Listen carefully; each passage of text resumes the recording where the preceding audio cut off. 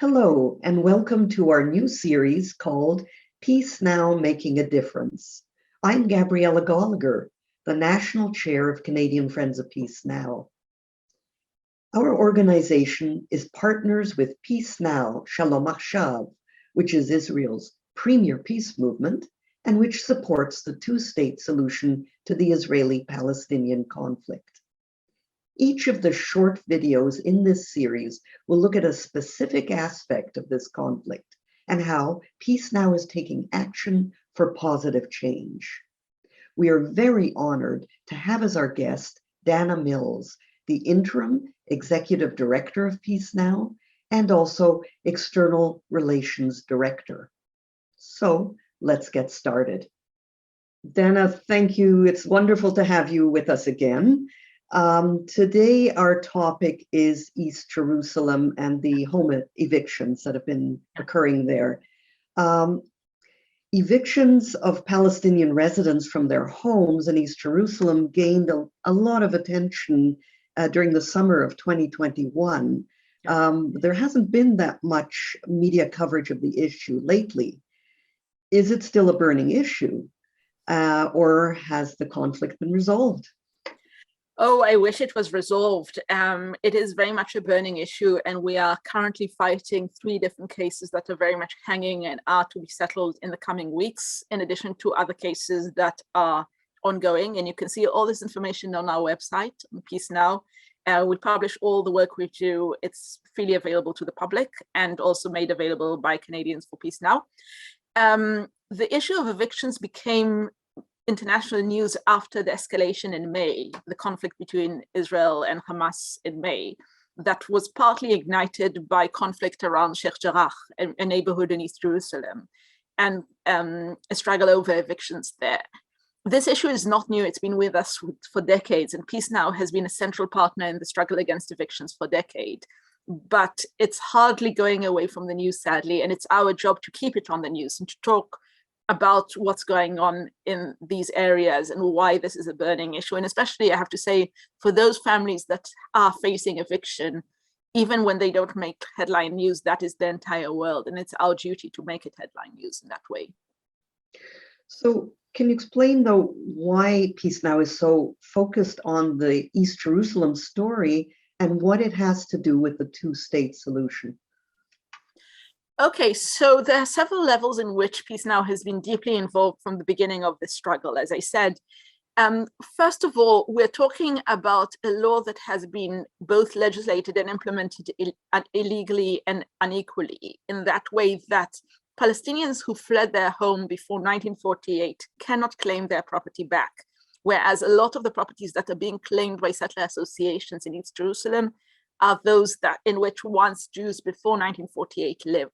So we have a law that has basically unequal implications for 2 different populations, which whatever way you call it, we know that this is wrong and this is unjust, and it is our duty to fight it as a political movement committed to peace, as our title says.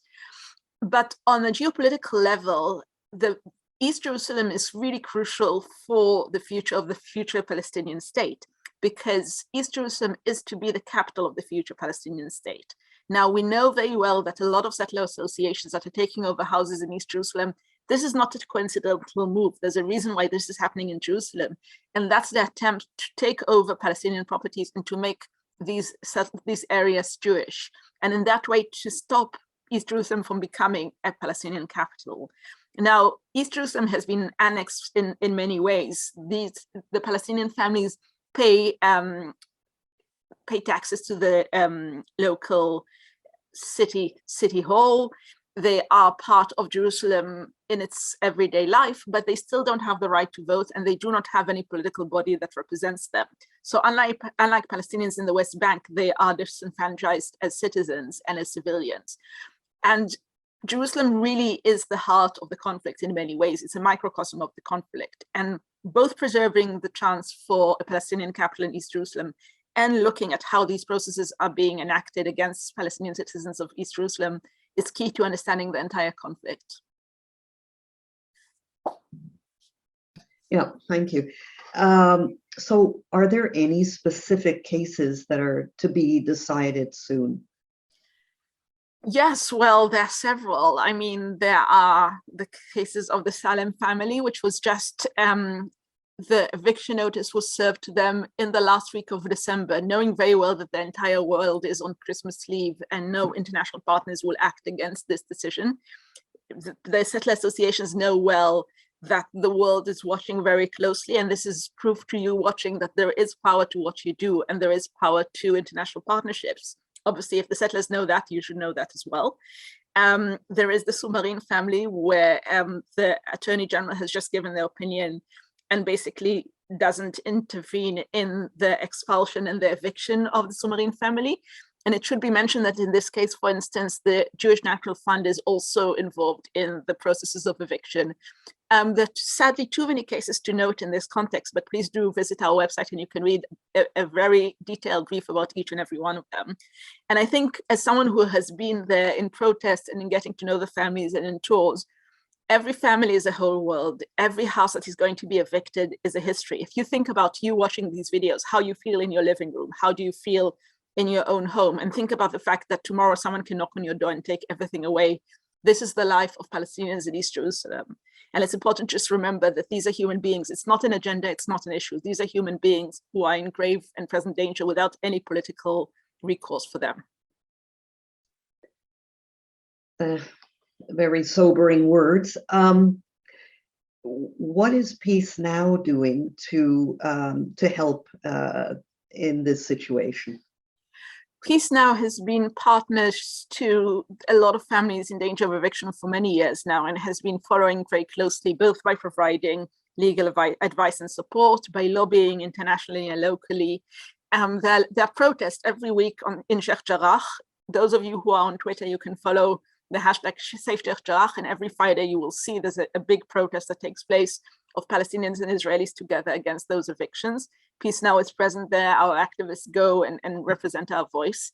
So we really work in multiple levels. And I should say that we also, a lot of what we do in terms of educational work has been to bring these stories to the Israeli public, because if you live outside of East Jerusalem, which is most Israelis, you don't know what's going on there. You hear maybe stories, you hear something about Sheikh Jarrah, but you don't know what the reality is. So for instance, we had a feature in Haaretz, one of the biggest newspapers here in Israel, where our very talented staff member, Tali Meir, who's a photographer, went to photograph those families in danger of eviction in their living rooms to just make present what it's like to be in danger of losing your house. And this was a tremendous success, because a lot of Israelis, again, it's not that they think it's a good idea or they condone it, they just don't know. And it's a very strategic thing that they don't know. You know, the fact that settlers hide this from the general public is not coincidental. So it's our job to educate and to bring this to the public knowledge and to show what's actually going on behind the scenes. Dana, thank you so much for sharing your insights and expertise, and for your sobering but inspiring words as well. Thank you to Jonathan Gendler for helping put this series together. A reminder to our viewers, all the interviews in this series will be posted to our website, www.peacenowcanada.org. There's lots more on this website, so please visit it, learn about Canadian Friends of Peace Now, and please support us through a donation if you can. Thank you for watching. See you soon again.